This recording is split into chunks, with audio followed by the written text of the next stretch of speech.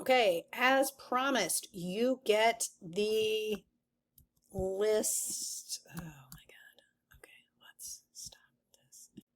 As promised, the take-home test. You can find this in your module on Canvas. Question number 1. List the major endocrine glands in the human body and the primary hormones secreted by each. So here's a picture. This should be the picture in your book or a similar picture. You can find a picture of all of the glands. Look at that. So nice. Then I have given you the hormones. I abbreviated them because it was going to take entirely too long to write them all down. I suggest you screenshot this and print it out or write it down because you actually do have to turn this in and I actually am taking a grade. But all you have to do is watch this video and write everything down. So it actually should be a pretty easy grade for you. Okay, I don't know why that is so bright. Okay, you have the hypothalamus, thyroid releasing hormone. These are all your releasing hormones. They're going to go to Aunt Pitt, who have the same, like thyroid stimulating hormone, right? Luteinizing hormone, follicle stimulating hormone, right? Prolactin, this is Aunt Pitt. Then you have post-Pitt. Oxytocin, yes, ADH. Your thyroid, so the hypothalamus is going to send it to So the hypothalamus is going to send thyroid releasing hormone to Aunt Pitt, who's going to send thyroid stimulating hormone to the thyroid, and the thyroid is going to release T3 and T4 thyroid hormone. Yes? Okay. Also the parathyroid, which is parathyroid hormone, PTH. And you've got your adrenal cortex with your cortisol, and you've got your adrenal medulla with your epinephrine in your adrenal glands. You've got your pancreas with the insulin and the glucagon. We had that, right? We talked about all the G's before. You've got testosterone, estrogen, progesterone, and you have your pineal gland with your melatonin to help you sleep. That is the answer to number 1. The answer to number 2. Compare and contrast the mechanisms of action of peptide hormones versus steroid hormones. Okay, we didn't talk about this a lot. So I really want to make sure that you at least have this picture in your mind. Peptide hormones. Here is your peptide hormone. These guys are water soluble, so they're super happy in here. But this is like a fatty membrane. To remember the membrane matrix made up of lipids. So it doesn't love that. Water does not love lipids. It needs a receptor protein to get in there. So it has to bind to a receptor in your cell membrane, and it has to use a secondary messenger like insulin to get into your cell, the target cell here. So that is a peptide hormone. They are water soluble. Steroid hormones. These guys are lipid lovers. They're sort of lipidish. They're lipids. So they're just going to go right through. They're like, hey, brother, you're a lipid. I'm a lipid. We're awesome, right? They're hanging out. They're doing stuff. They don't need anything to get through. But then they do need a receptor protein to get into the DNA where they are going to diffuse through the cell membrane into these intercellular receptors, and they're going to alter gene expression. Okay, these are things such as cortisol. So you could make a chart. Peptide hormones. Peptide hormones are water soluble. So they need a receptor, and they use a secondary messenger.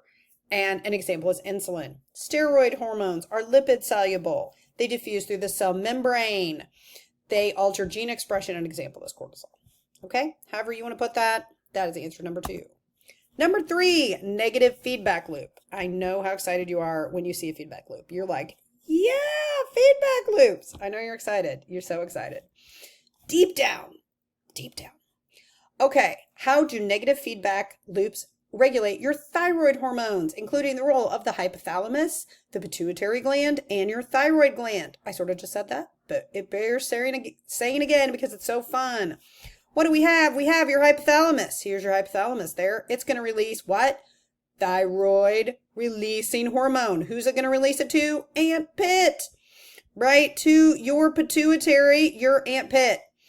It is going to release thyroid stimulating hormone. Who's it going to release that to? Your thyroid. Then what is your thyroid going to release? actually in your thyroid follicle cells, it is going to release some T3 and some T4, and that is going to increase the metabolism of your body. That is very cool. And then because it is a feedback loop, right? Now you have T3 and T4 being released. You have a rise in body temperature. You have good metabolism. And now you have some elevated T3 and T4. And so that is now going to come back and be like, hey, hypothalamus, we're good. So hypothalamus turns off the thyroid releasing hormone, which triggers a turnoff of the thyroid stimulating hormone, which cuts off the T3 and T4. Yes? Does everybody get that? Okay. So that's really what we have here. Hypothalamus to ant pit to the thyroid. Then once we have rising levels of T3, that actually goes back and suppresses your thyroid releasing hormone and your thyroid stimulating hormone to stop producing it. Like, hey, we have enough. We're good. Thank you. Okay, explain what happens when there is insufficient iodine in the diet. How does this deficiency affect the thyroid hormone? Okay, so iodine is needed for T3 and T4 synthesis. See the earlier slide. Feel free to rewind. Right? So we got your thyroid releasing hormone you got ant pit, you send it down here to your thyroid. But unfortunately, your thyroid does not have enough iodine to make T3 or T4. Like, it's not happening. We're not making it. Like, you stimulated the thyroid to make it, and the thyroid's like, sorry, I need iodine. I don't have it. Like, someone's asking you to make chocolate chip cookies, but you don't have any chocolate chips. So you're like, sorry, I can't help you.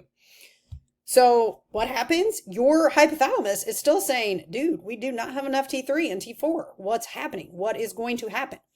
So you just keep making thyroid stimulating hormone, and your thyroid's like, I'm not making T3 and T4 because I don't have enough iodine.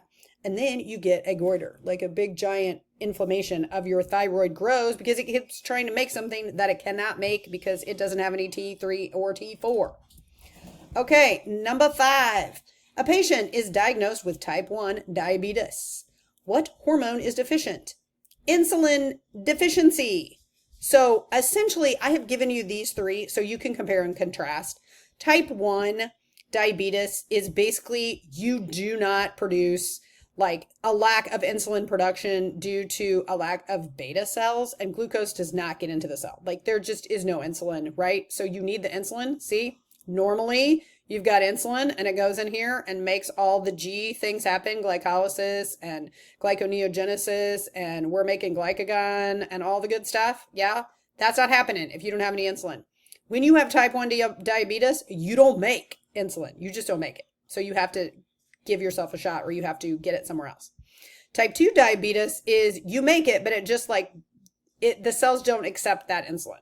Okay, but we're talking about type 1. There's no insulin production. What gland is affected? Your beta cells, your pancreatic beta cells.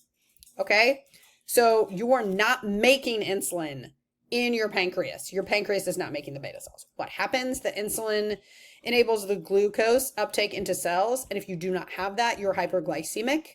You just have the blood sugar. You just have the glucose floating around in your blood and nothing is happening. That is number 5. Number 6, a tumor in the adrenal cortex causes excessive cortisol secretion. What is this condition called? It's called Cushing's syndrome. Okay, so you have Cushing's. Describe 2 physiological effects from the elevated cortisol. So you are hyperglycemic, your muscles are sort of like wasting away, and you have immunosuppression. Explain what the adrenocorticotropic hormone does. Okay, so you have corticotropic releasing hormone, right? Because up here, ant pit has the releasing hormones, right? And it's going to send it, here's ant pit. So now we've got cortico releasing hormone. You've got down here, you've got your adrenocorticotropic hormone, right? Thyroid hormone, right? It's going to go to your adrenal glands, right? And that's going to make a bunch of cortisol.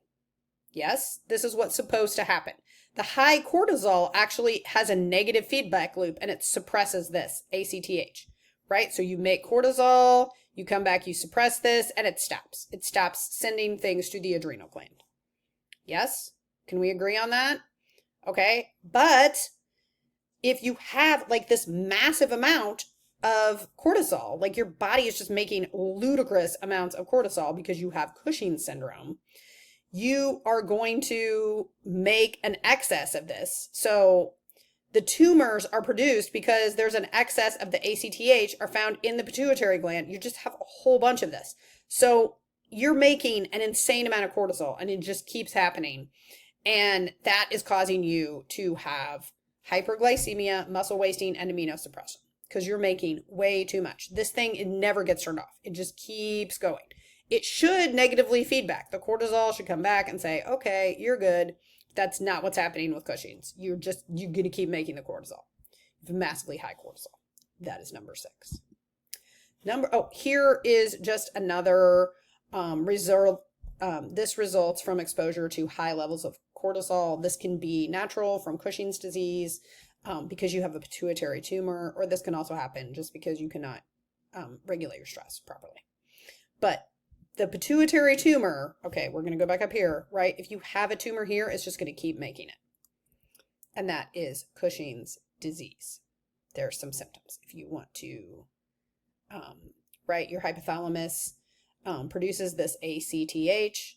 And if there's a tumor here, it's going to keep producing it. And you're going to keep producing cortisol until it becomes just insane.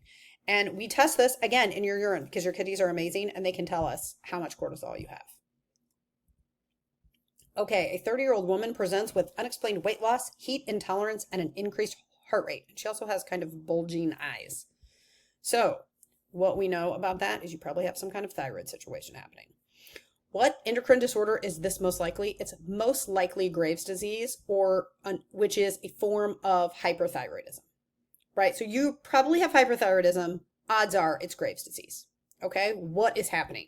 You have elevated T3 and T4. We already talked about that with hyperthyroidism. Hyper, too much thyroid, right? You have too much thyroid. So hyperthyroidism. What is causing that in this case is not that your body is just making too much thyroid. You don't just have hyperthyroid. You have look at these antibodies. You have these crazy autoimmune antibodies that are making your receptors think that you're giving them thyroid stimulating hormone, but you're not. They're just these autoimmune antibodies, and that is causing this massive production of thyroid hormone, which is going to cause a massive production of epinephrine dumped like right on your heart, right? That's going to cause anxiety, obviously, if adrenaline, epinephrine, all that stuff is getting tremors, goiters, bulging eyes, fatigue, because your heart is like exploding. You have like this massive metabolic rate. So the excess thyroid hormone is going to raise your metabolic rate. This is going to cause weight loss, heat intolerance, and potentially tachycardia. So not great. Okay, that is the take-home test. Remember, you actually have to write it down and turn it in. I'm going to say by like next Sunday, which I don't know what day that is. September, I want to say the 8th. Okay. See you guys in class. Bye.